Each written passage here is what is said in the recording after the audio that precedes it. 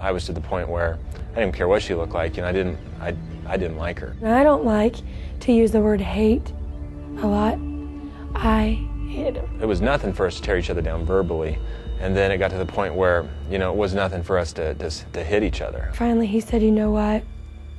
Let's get a divorce. And I said, let's get a divorce. The first thing I noticed about Denise was just her laugh and just kind of the energy and life I saw in her. It was very attractive. And so, you know, we started kind of flirting together. I was working at Subway, and he walked in, and I just fell in love with this shy boy. Nothing really came of it at first, but he left, went home for the summer, came back, and that's really when we started kind of a semi-dating process. I was running from God. I was running from a call he had in my life for ministry. I knew that's what I was supposed to do, but I was running as hard as I could in the other direction to get away from that. Their life was so far from God, so far from each other, so far from the plan and will that God had for them. You know, not only was I not serving the Lord, but I hadn't reached a point where I was growing. You know, I hadn't grown up. Didn't know where I was going, didn't know what I was doing, just taking one day at a time. You know, we pretty much lived together through the fall. I mean, I would stay at her place or she'd stay at mine.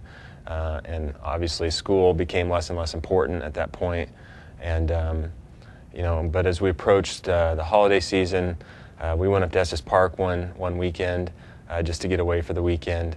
And just, you know, just kidding around, you know, we just said we ought to get married. He had not met my dad, or, I mean, he'd met my sister, and I think he had met my brother, but as far as any sort of parental, they hadn't even met.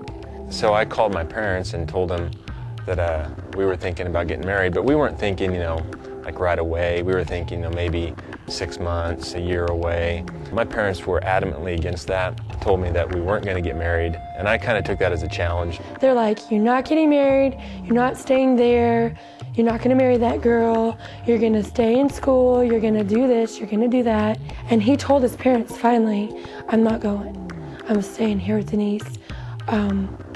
We're getting married. I was supposed to meet them for Christmas at the airport and fly to see my family in Seattle, and I didn't show up at the airport, and so they, you know, went on without me. And while they were gone, Denise and I got married at her grandma's house. We got married December 30th, 92, and so it was that March of 93 where he really thought, and we really decided that we really need to let them know. So we called him. We both got on the phone.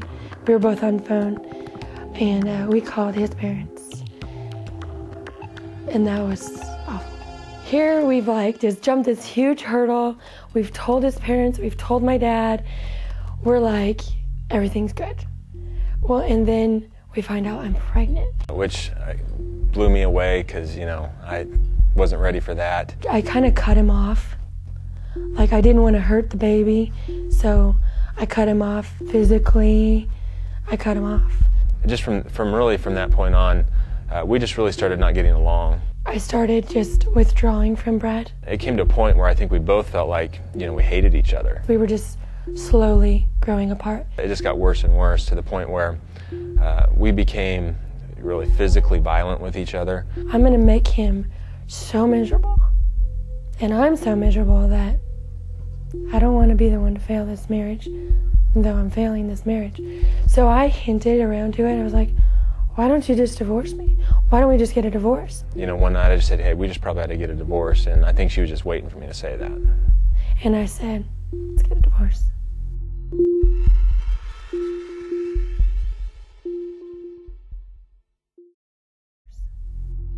The closer we got to it, I started kind of really thinking, you know, I don't know if I really want this, you know, because I do care about Denise, and I think I do love her, and the last thing I want is for another man to raise my daughter, you know, and I thought, you know, I need to make this work somehow. And at that point, I had so much pride built up that I just looked at him and I just signed, and it was so mean. I just looked at him and I saw the hope in his eyes, and it was almost like I just tore his heart out. my dad invited me to go out to Promise Keepers out in Boulder, Colorado. And it's one of the first or second Promise Keepers, that had taken place. Bill McCartney was doing it, and I went, and it was kind of at that point that God started kind of working on my heart a little bit, and I really felt like I came back a little changed, realizing I need to be a man, I need to be a husband, I need to be a father, and I talked to Denise about it. I think she noticed a little bit of a change, but I think she was a little skeptical about it all, and so I gave her this song that I felt like kind of said how I felt. He gave me this tape, and I was like, see, I knew this was too good to be true. Here you are trying to get me back. You can't just let me be. I went to shut the door on him, and he threw it in my house. And then he ran down the stairs to his car to leave. And so I opened my window, and I took the tape and I threw it on the parking lot, and I was like, here's your tape. It just wasn't very nice. So I waited for like 2 hours, and I was like, well, I guess I could go get it. Well, I don't want to get in trouble because my name was on it for littering and, all those things you do to justify what excuse I'd have that tape in case he came back to check why that tape wasn't there. I'd have an excuse. So I put it in. I was like, well, he's not here. My roommate's gone. I'm by myself. And I listened to it, and it just broke me. It talked about being a man of God who was going to put God first in his life, and then his family, and then himself. And I thought, man, that's what I always wanted him to be. And I think there's something about it that just, triggered something in her heart. And she called me and said she'd be willing to kind of talk about us working things out. It was funny how God used that to put us back together, because I would never want to be around him. It was that. But God used that time, and we ended up just talking, and we walked around the lake, and it was neat. So we just said, okay, you know what? Let's try this again. We picked, March, I think it was 10th that we got remarried, and we tried to do it right. This time we invited our family to this one. Our second daughter, she was born in January of '96.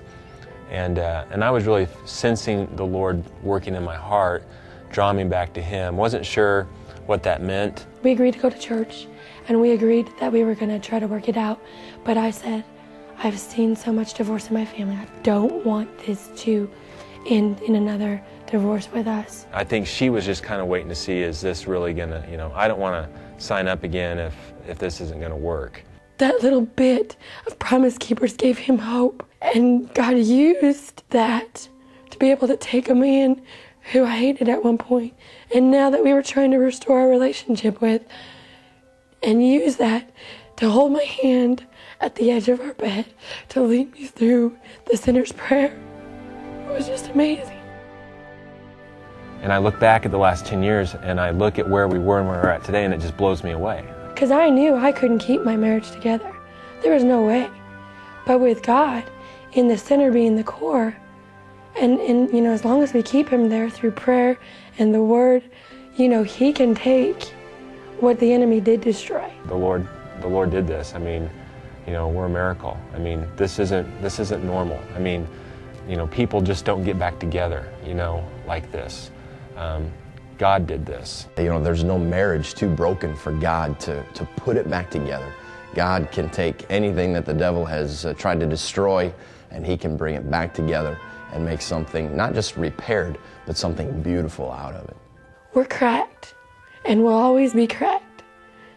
But he's the glue, and he holds us together. If you're willing to say, God, help us, we want to work this out, he will. There's no doubt in my mind that he will.